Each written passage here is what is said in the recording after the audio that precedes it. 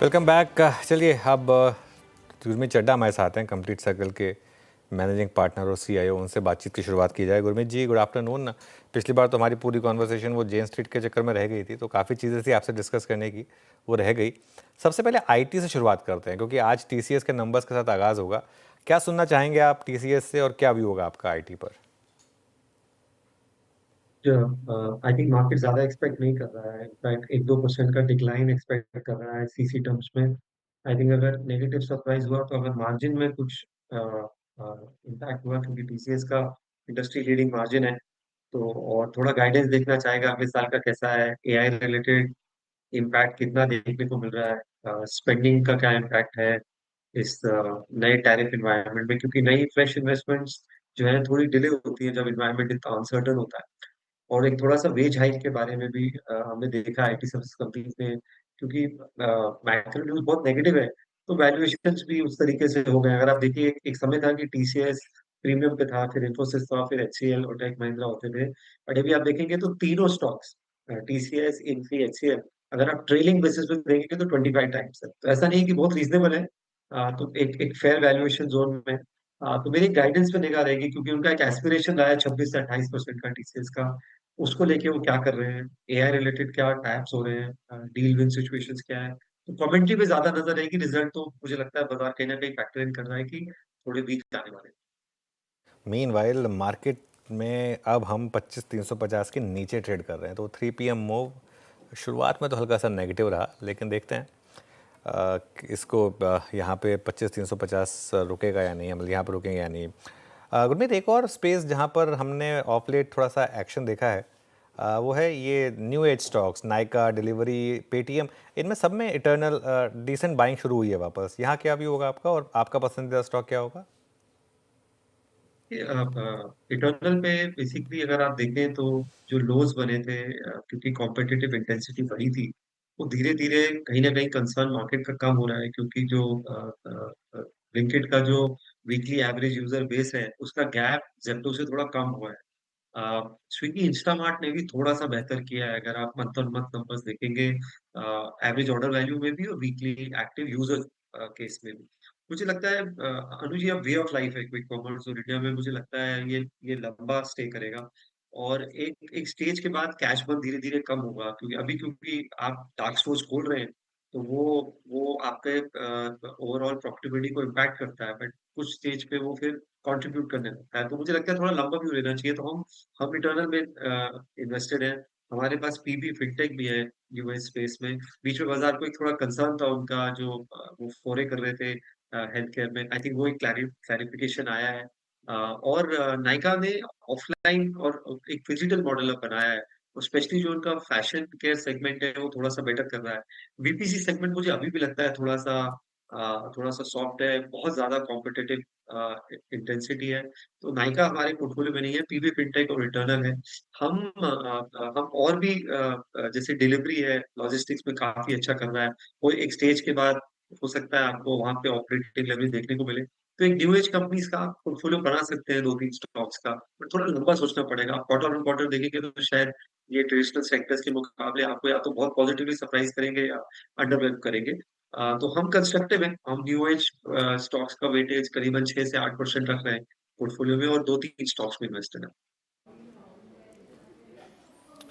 Okay, new age stocks में, लेकिन याद रखिएगा प्रोस्पेक्टिव नज़रिया आपका लंबा होगा। ये नहीं कि आप सिर्फ मात्र एक क्वार्टर से 2 क्वार्टर्स के बाद, थोड़ा सा टाइम देना पड़ेगा आपको। गुरमीत, इस बार एफएमसीजी कंपनियों के क्वार्टरली अपडेट्स, उनकी कमेंट्री आपको कैसी लगी?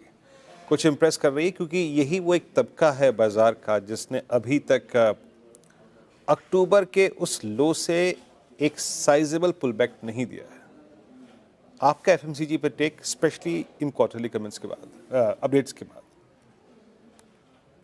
तो थोड़ा सा मिक्स्ड रहा है। एक एक मेरेको का अपडेट अच्छा था, तो बाजार ने थोड़ा सा पॉजिटिवली लिया उसको, और उनका दोनों जो हेयर केयर सेगमेंट है, पैराशूट वाला, और फूड सेगमेंट, दोनों अच्छा कर रहा है। बाकी जगह अपडेट सॉफ्ट ही था। तो आई थिंक, लेकिन कहीं ना कहीं आप प्राइस में देखिए, आप एचयूएल का रिटर्न देखिए, 5 साल से शायद फ्लैट है। नेस्ले शायद 3 साल से फ्लैट दिखेगा आपको। आप ब्रिटानिया भी या डाबर भी देखेंगे तो खास कुछ अच्छा परफॉर्मेंस नहीं है।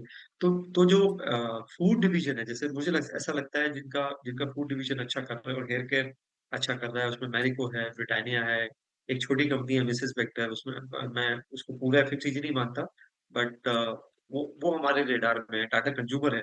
तो वहाँ पे हम थोड़ा कंस्ट्रक्टिव है, रूरल इकोनॉमी अच्छा कर रही है। रॉ मटेरियल इन्फ्लेशन में आपको जो एक मार्जिन प्रेशर आ रहा था, वो कम होगा।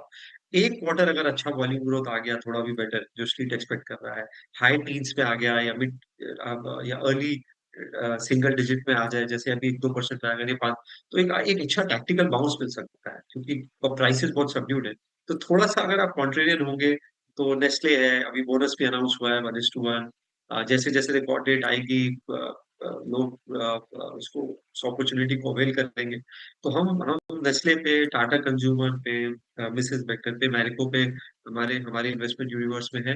हम थोड़ा-सा कॉन्ट्रेरियन बेट लेना चाहते हैं, और जीएसटी कट अगर आ गया, तो शायद आपको एक अच्छा अच्छा रिकवरी दिख सकता है, जो पिछले 2-3 साल में नहीं देखने को।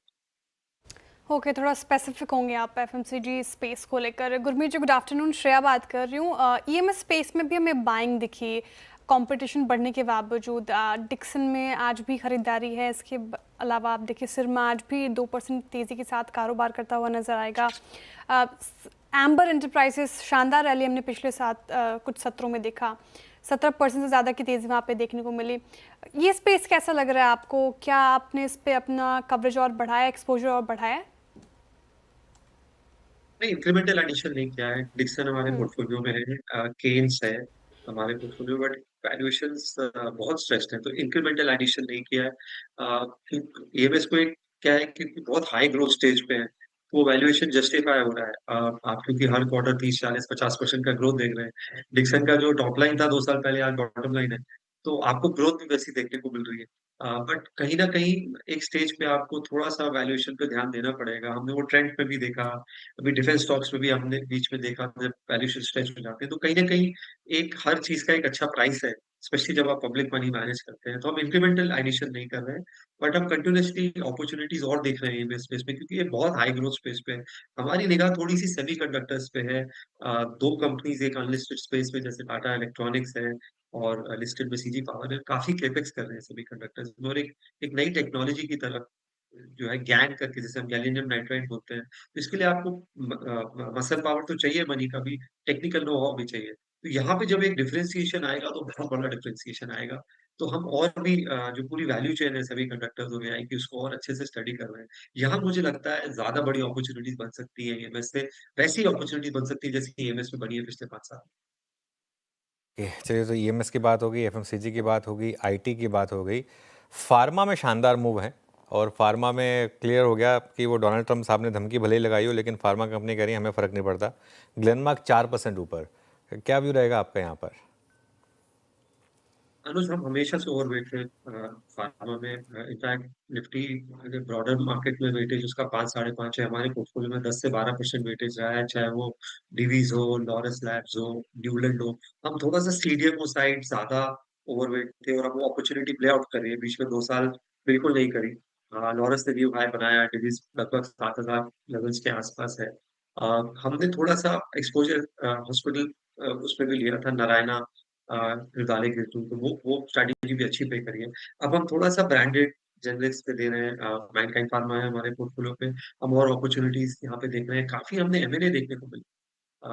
मैनकाइंड ने बीवीएस एक्वायर किया, अभी जेबी केमिकल का इतना बड़ा डील हुआ।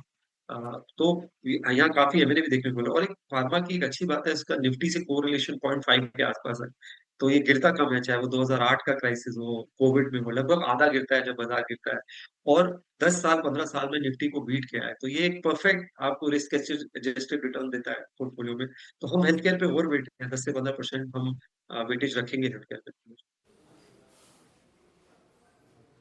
अच्छा गुरमीत, वीकली एक्सपायरीज का जो 2024 में जलवा था, अब वो मलबे में मिल गया अभी, तो है ना। तो अभी एचडीएफसी, मतलब सॉरी, एएमसी पे फोकस करने का वक्त है, आप इससे एग्री करते हैं? देखिए, चेंज हो सकता है फ्लेवर, कभी एक्सचेंज होगा, डिपॉजिटरी होगा, कभी एएमसी होगा, बट ओवरऑल जो कैपिटल मार्केट प्ले है, वो बहुत सेकुलर प्ले है। बीच में आएगा दौर जब वॉल्यूम्स ऊपर नीचे होंगे, करेक्शंस होंगे। तो अगर स्टॉक 5 गुना 10 गुना हुआ है 2 साल 3 साल में तो करेक्शन भी लेगा 20-30%। एएमसीज़ में एक एडवांटेज वीरू ये है कि आपके मल्टीपल्स बेटर है। त 30, 32, 35 के अर्निंग मल्टीपल है। मैं सस्ता नहीं बोलूँगा बट क्योंकि हाई ग्रोथ है और वर्सेज़ अगर आप डिपॉजिटरी एक्सचेंज देखेंगे जहाँ 60, 70, 80 के अर्निंग मल्टीपल है तो थोड़ा वैल्यूएशन कम्फर्ट है। दूसरा फी बेस्ड मॉडल है। अब जैसे एचडीएफसी एएमसी है 8 लाख करोड़ का एयूएम है, अगर आप 40 पैसे का स्प्रेड लेंगे, तो आपको पता है प्रॉफिट करीबन 3 साढ़े 3 हज़ार करोड़ आएगा। तो इसमें आपको बहुत ज़्यादा वैल्यूएशन देखने को नहीं मिलेगा और क्योंकि पिछले quarter mark to market movement अच्छी हुई है, नेट इन्फ्लोज़ अच्छे रहे हैं, तो हमें पता है कि जो नतीजे आने वाले हैं अगले क्वार्टर के, वो बेटर आने वाले हैं। थोड़ा-सा वैल्यूएशन कैच अप हो सकता है, बिरला और यूटीआई 20 टाइम्स ट्रेड करते हैं, निप्पॉन, एचडीएफसी थोड़े हाई ट्रेड करते हैं। तो हो सकता है कहीं न कहीं वैल्यूएशन कैच अप भी हो जाए। और अभी अब 2 बड़े आईपीओ आएँगे, आईसीआईसीआई का आएगा, एसबीआई का भी आएगा। तो ये एक बड़ी स्पेस है यार। 10 साल पहले जब मैंने कंप्लीट सर्कल स्टार्ट किया था, एमएफ का टोटल एयूएम 12 लाख करोड़, आज एसबीआई 12 लाख करोड़। तो ये बहुत हाई ग्रोथ फेज़ में हम बोलते हैं हमारी इंडस्ट्री में ब्रेकआउट है और हम लकी है शायद इस दौर में जो फाइनेंशियल सर्विसेज सेक्टर में। तो मैं काफ़ी कंस्ट्रक्टिव हूँ और मैं कैम्स पे भी और जो आरटी है उस पे भी कंस्ट्रक्टिव हूँ। ये कम वोलेटाइल बिज़नेस है एक्सचेंज और डिपॉजिटरी से, बट एक्सचेंज और डिपॉजिटरी में ग्रोथ ज़्यादा दिखेगी आपको नंबर ऑफ इन्वेस्टर्स से। एमएफ आपको उस हिसाब से थोड़ा एएमसी स्टेडी ग्रोथ है, बस इतना बड़ा है। ओके। गुरमीत जी, आखिरी सवाल मेरी तरफ से होगा, लेकिन ये प्रश्न मैंने कई बार आपसे पूछा है डिफेंस स्पेस को लेकर, और आज देखिए फिर मुनाफा वसूली का शिकार हुआ। मैक्सिमम स्टॉक्स आपको 3% के नीचे दिखेंगे, डेलो के आसपास कारोबार करता हुआ नजर आएगा। लेकिन एक बड़ा तबका ये मान के चल रहा है कि अभी भी इसमें पोटेंशियल है, अपसाइड पोटेंशियल, और एक दूसरा तबका है जो ये सोच रहा है कि अब काफ़ी ज़्यादा स्ट्रेच हो चुकी है, अभी हाथ नहीं लगाना चाहिए। आप कहाँ स्टैंड करते हैं इसमें? नहीं, मैं ये नहीं मानता हूँ। मैं ये कहता हूँ कि आप कोई भी अच्छा करेक्शन आता है तो आपको बायर और डिप होना चाहिए अच्छी डिफेंस कंपनीज में, स्पेशली जो सरफेस टू एयर सेगमेंट में साइड सेगमेंट है, ड्रोन है, एयर डिफेंस सिस्टम है, आपको डिफरेंशिएट करना पड़ेगा आप किस कैटेगरी को टारगेट कर रहे हैं। मेरा ये मानना है कि भारत की एक सबसे बड़ी कंपनी जिसका ग्लोबल फुटप्रिंट होगा वो डिफेंस स्पेस से आएगा, डिफेंस टेक्नोलॉजी स्पेस से आएगा और अगले 1-2 साल आपको रीआर्मामेंट देखने को मिलेगा पूरी दुनिया का। ये जो जियोपॉलिटिकल एनवायरनमेंट है, ये सेटल नहीं होने वाला है बहुत जल्दी। तो आप देखिए ईयू जो है वो 5% जीडीपी की बात कर रहा है डिफेंस स्पेंडिंग की। जापान 3 साढ़े 3% की बात कर रहा है। हमने देखा इंडिया में 2 लाख करोड़ के फ्रेश डिफेंस सेक्रेटरी ने बोला और ऑर्डर आएँगे। तो डिनोमिनेटर जो बेस है वो बहुत तेज़ी से बदलने वाला है। तो आपको सिर्फ ऑप्टिकल वैल्यूएशन नहीं देखना है, आपको साइज़ ऑफ अपॉर्च्युनिटी देखनी है। एट द सेम टाइम सारे डिफेंस अच्छा नहीं करेगा जैसे मैंने आपको बोला, स्पेसिफिक सेगमेंट चूज़ करनी पड़ेगी। तो हम हमारे पोर्टफोलियो में सोलार है, भारत इलेक्ट्रॉनिक्स है, ज़ेन टेक्नोलॉजी है, हम और भी चीज़ें स्टडी कर रहे हैं। हम डिफेंस पे काफ़ी ओवरवेट ओके गुरमीत, बहुत बहुत शुक्रिया आप इस कार्यक्रम में शामिल हुए, सभी सेक्टर्स पर अपनी राय रखी आपने, बहुत बहुत शुक्रिया। और अब एक काम